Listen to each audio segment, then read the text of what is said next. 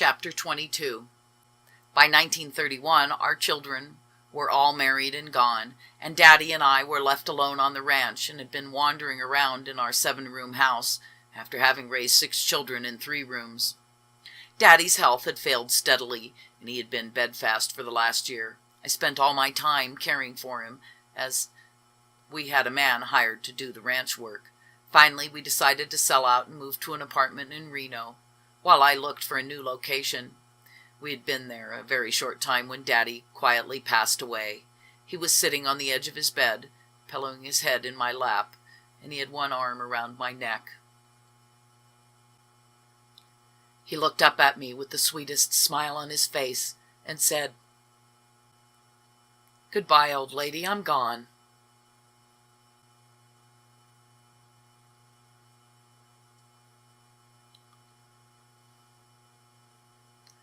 There was nothing really sad about his passing, for when death comes as a relief to suffering, it is a blessing to all concerned. I was left financially secure, for all our cash was in the bank in my name. Daddy insisted on it being that way so that when he was gone there would be no estate to settle. In 1931, when the banks all over the United States closed their doors, there were only 2 in Nevada that remained open. My little bank account, everything I had in the world in the way of material possessions, was in one of those 2 banks.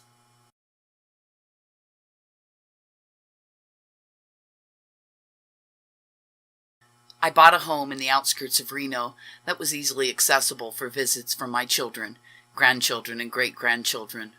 Many's the time we gather and make the rafters ring, the same as we did on the old homestead. As I sit here now in my modest little home in comfort and in ample supply, I often spend my time in reminiscing and in looking back over the years. Yes, hard years, but full and happy too. It seems a very short time back to that bright spring morning, a half a century ago, when Daddy and I, with our little flock, went homesteading on Tool Mountain and robbed the children's 10-cent banks for our first bill of grub.